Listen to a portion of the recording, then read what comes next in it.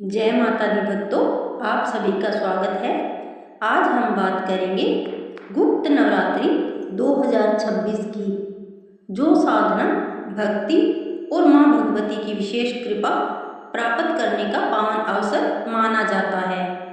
बहुत से भक्तों के मन में यह प्रश्न है कि गुप्त नवरात्रि 14 जुलाई से शुरू होगी या 15 जुलाई से, कलश स्थापना कब करें और कन्या पूजन किस दिन करना शुभ रहेगा।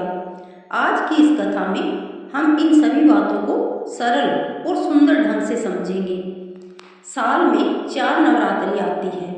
2 नवरात्रि सभी लोग बड़े उत्साह से मनाते हैं, चैत्र नवरात्रि और शारदीय नवरात्रि। लेकिन 2 नवरात्रि ऐसी भी होती हैं जिन्हें गुप्त नवरात्रि कहा जाता है।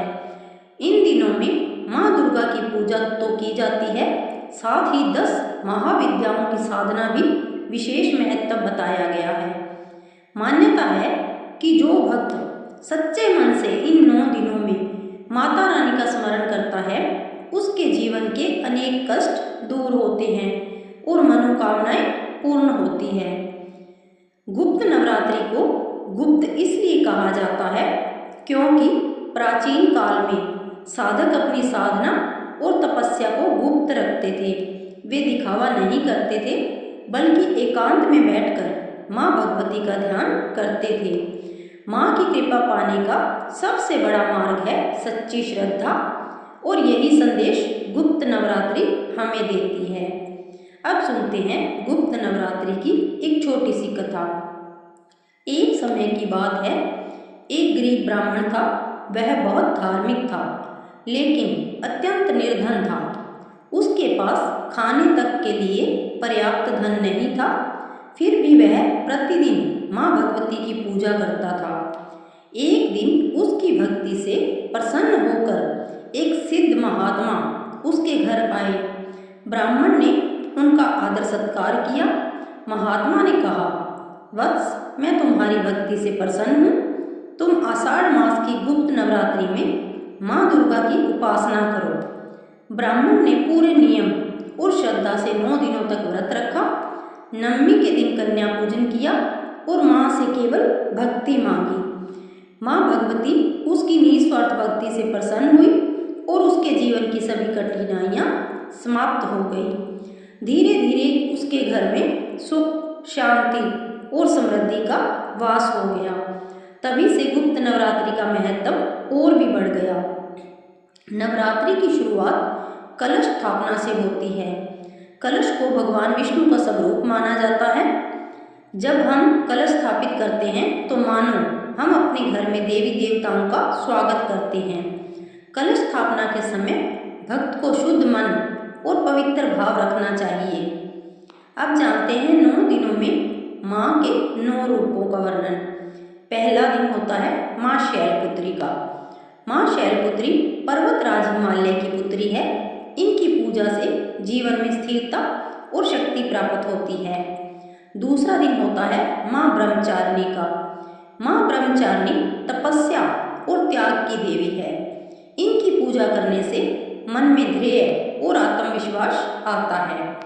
तीसरा दिन होता है माँ चंद्रघंटा का। माँ चंद्रघंटा साहस और वीरता का प्रतीक है। इनकी कृपा से भय दूर होता है। चौथा दिन होता है माँ कुष्मांडा का। माँ कुष्मांडा को सृष्टि की रचयिता माना जाता है। इनकी पूजा से रोग और दुख दूर होते हैं। पांचवा दिन होता है माँ स्कंद माता का। माँ स्कंद माता अपने भक्तों को सुख और समृद्धि प्रदान करती है। छठा दिन होता है माँ कात्यायनी का। माँ कात्यायनी की पूजा से विवाह संबंधी बाधाएं दूर होती है। सातवां दिन होता है माँ कालरात्रि का। माँ कालरात्रि सभी नकारात्मक शक्तियों का नाश करती हैं। आठवां दिन होता है माँ महागौरी का। माँ महागौरी शांति और सौभाग्य प्रदान करती हैं। 9वां दिन होता है माँ सिद्धिदात्री। माँ सिद्धिदात्री भक्तों की सभी मनोकामनाएं पूर्ण करती है। नवरात्रि में कन्या पूजन का विशेष महत्व बताया गया है। कन्याओं को माँ दुर्गा का स्वरूप माना जाता है। जब हम छोटी कन्याओं का सम्मान करते हैं, उनके चरण धोते हैं और उन्हें भोजन कराते हैं, तो समय माँ भगवती की पूजा के समान माना जाता है। अब जानते हैं कन्या पूजन की कथा। एक बार देवताओं ने माँ भगवती से पूछा, माँ, आपको सबसे अधिक प्रसन्न करने वाला कार्य कौन सा है? माँ ने कहा, जो भक्त कन्याओं में मेरा रूप देखकर उनका सम्मान करता है, मैं उस पर विशेष कृपा करती हूँ। इसलिए अष्टमी या नवमी के दिन कन्या पूजन अवश्य करना चाहिए। अब जानते हैं व्रत के नियम। सुबह जल्दी उठें, स्नान करके माता रानी की पूजा करें, घर में साफ सफाई रखें, झूठ, क्रोध और अपशब्दों से बचें, गरीबों और जरूरतमंदों की सहायता करें। प्रतिदिन दुर्गा चालीसा या दुर्गा सप्तशती का पाठ करें। माँ को बड़े बड़े चढ़ावे नहीं चाहिए, माँ को चाहिए सच्चा प्रेम। यदि कोई भक्त सच्चे मन से सिर्फ जय माता दी भी कह देता है तो माँ उसकी पुकार सुन लेती है। भक्तों, जीवन में चाहे कितनी भी कठिनाइयाँ क्यों न हो, माँ भगवती पर विश्वास कभी मत छोड़िए। जिस घर में माँ का नाम लिया जाता है, वहाँ से निराशा धीरे धीरे दूर होने लगती है।